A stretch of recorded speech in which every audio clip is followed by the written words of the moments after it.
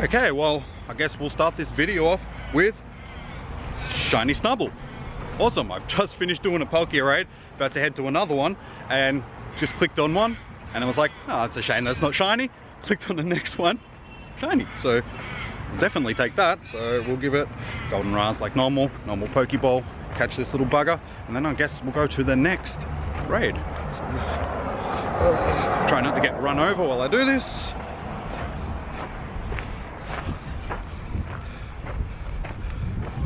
One, two. Awesome, well, that's in the bag. Can't believe my shiny luck is actually coming back. That's so many random shinies that I've caught lately. So we'll appraise it. May not be great in battle, HP, get the job done. That seems to be the standard. But awesome. Another shiny in the book. That's actually my second shiny Snubbull now, so I can do the evolution. So might tee them up soon. Have to do a video where I do a whole bunch of shiny evolutions. But we'll head to this next raid, see if we can get a good IV one, so I'll see you guys there. Alright, well, we just finished doing the Poke raid, so we'll check these IVs. Well, check at CP. Better not say that, my channel might get taken down. It is 22-24, so I'm pretty sure that's exactly the same as the last one that I caught. But go with the goldenrod, and we'll just cut to the catch because this thing usually takes a few. Well, awesome. I didn't think I was going to get that one. It wasn't looking good. I was down to 4 balls. But check this IV. Check these IVs. Strong HP, excellent stats. So it's not the same as the other one, but we'll check both of them, chuck them into the video. But yeah, I'm happy with that. Came out for a couple of raids, ended up getting a shiny. Awesome. Well, I've still got my 4th Meltan box to open, so I'll probably do that tomorrow. I know you guys are probably sick of seeing me catch non-shiny Meltan, or even if they were shiny, you'd probably still be sick of it. So I'll probably just skim through that, catch them, show you the results, see how we go, and yeah, we'll pick it up then. So I'll see you guys soon. So I'm out and about, got some 7k eggs on, gonna hatch 5 in about a kilometer or so. That was the plan. I was also gonna do my Meltan box, but as I was saying yesterday, you guys are probably sick of just seeing me skim through the Meltan box and not get anything. But I've actually got something a little bit different planned for this one, so I'll get to that later. And yeah, hopefully we can actually get a shiny out of it. It doesn't guarantee a shiny, but it should guarantee at least 20. So we'll get at that a little bit later. For now, we'll hatch these eggs, see if we can get anything good. So I'll pick it up when they're about to hatch. See you guys soon. Awesome, well, these 5 eggs are just about to go off, so hopefully we can get ourselves a Mantike, because I'm still hunting that. It's the only one of the new babies that I still need. And yeah, hopefully we can either get a shiny Cleffa, shiny Smoochum, or even both of them. I won't complain. So the first one is a Alolan Grimer. That's not a good start. Second egg,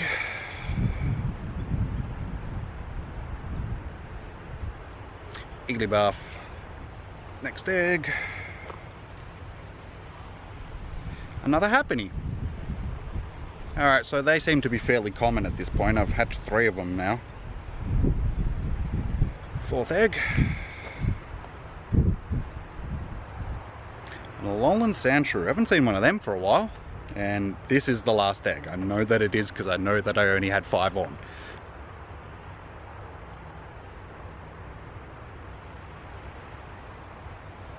And another Igglybuff. So they were all very disappointing. Alright, well, I guess I will finish my walk, and if I come across anything good, I'll chuck it in. If not, I'll see you guys when I'm about to do this Meltan box.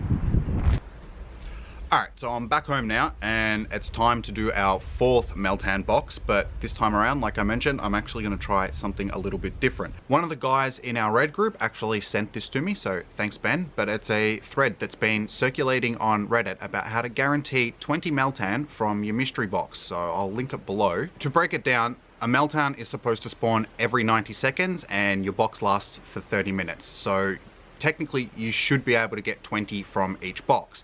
Most people tend to only get around 17 to 19 or so each box, so yeah, you end up losing a lot of time during that box, which ends up making that last spawn doesn't spawn. So basically all this trick does is forces the game to refresh quicker than it usually would. It's supposed to refresh every 10 seconds or so, but yeah, a lot of the time it doesn't do that.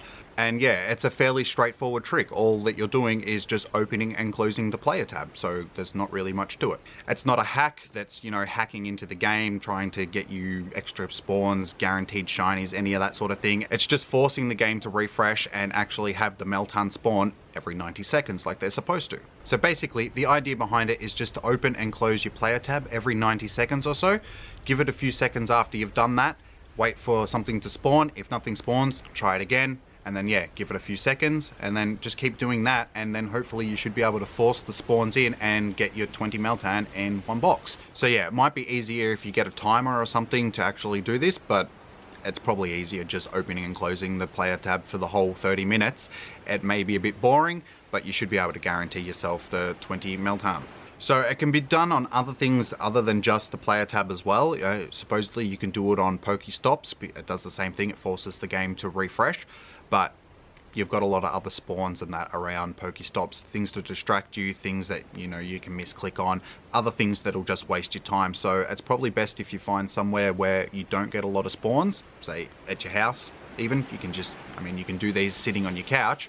So if you get one spawn an hour or so at your house, or you don't get any spawns, it's the perfect place to do it because you're not going to get distracted by anything else as you're going through your Meltan box. And yeah, I haven't seen any of the other PokeTubers mention this yet, so I thought it's some good information that a lot of people probably don't know. So I'll save you guys the boredom of sitting here and watching me open and close my player tab for the next 30 minutes while I'm catching Meltan, and yeah, we'll just do all the catches and pick it up at the end and see how well we did, see if this trick actually works. But yeah, I'm pretty sure it will, so I'll see you guys then.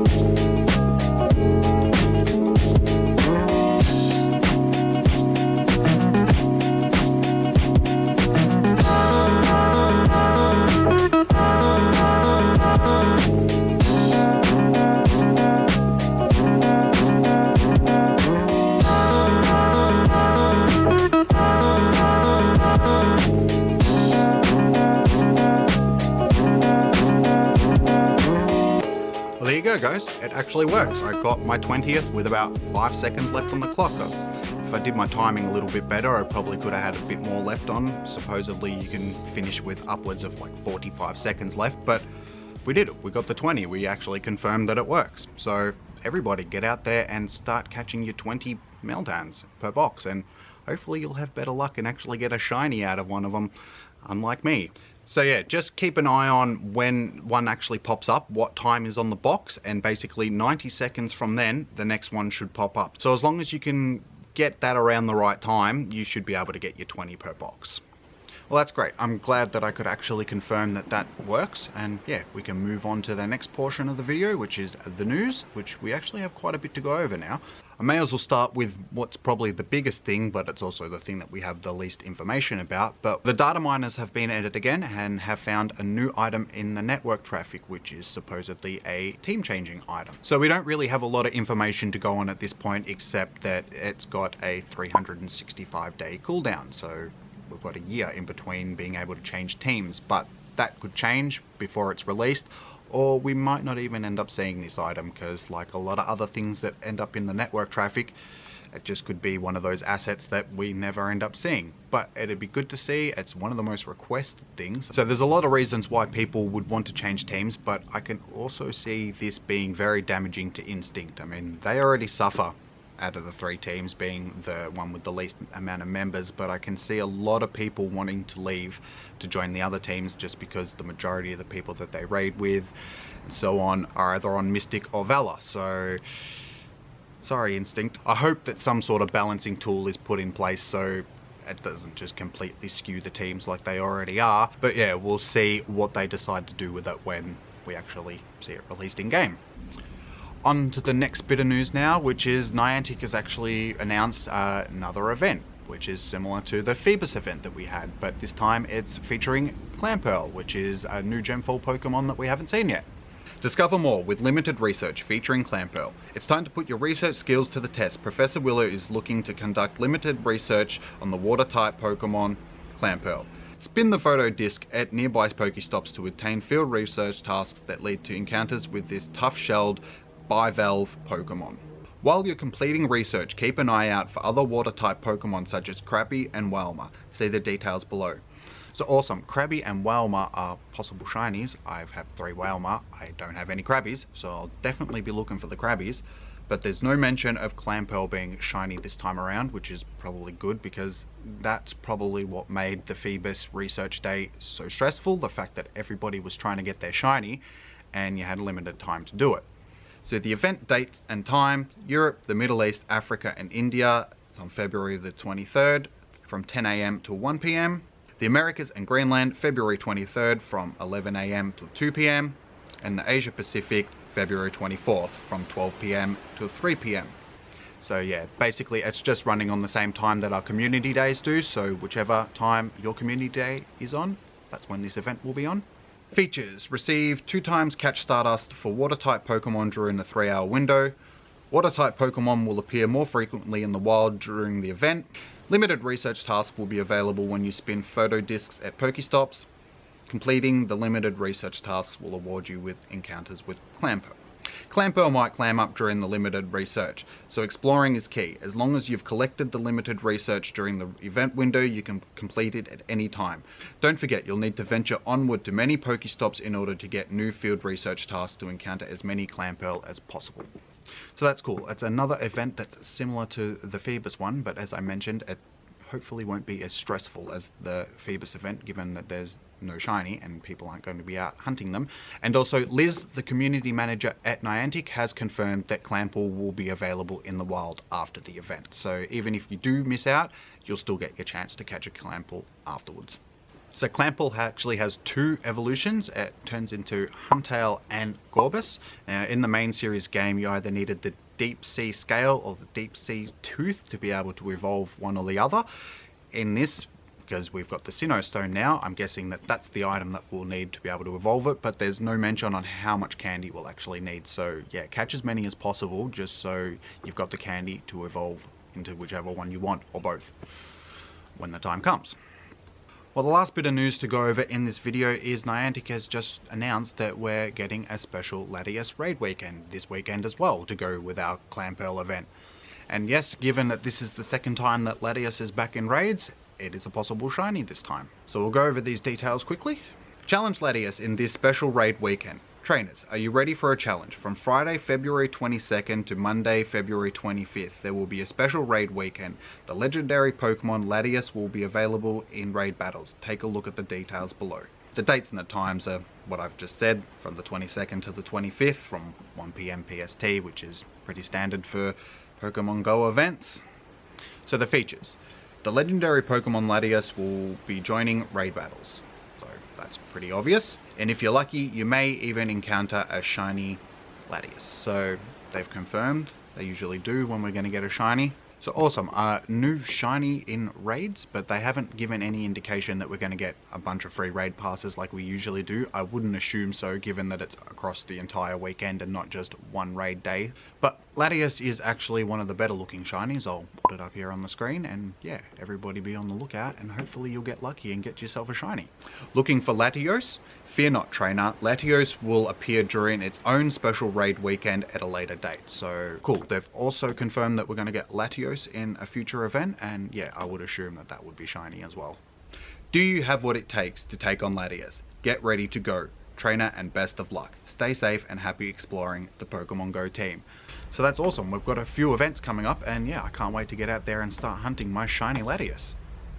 Okay, well, I thought that that last bit of news was going to be the last thing for this video, but apparently not, because Niantic, or Pokemon Go app, just tweeted out that Go Snap is now live for level 40 trainers on Android devices. So, trainers, Go Snapshot is now live for level 40 trainers on Android devices. Similar to our previous feature rollout, we will be sure the feature is running smoothly before releasing the feature to more trainers. Trainers on other devices, stay tuned. That's some really awesome news, at least to Android users at level 40, which is me, so I can actually get out there and start doing some really good AR with Pokemon that I've never been able to do it with before. So I can't wait to do that. That might actually be the next video now. So I guess I'll wrap this video up here so I can actually get out there and start playing around with this Go Snap stuff. But remember to like, comment, and subscribe, and yeah, stay safe, happy hunting. I'll see you guys in the next one.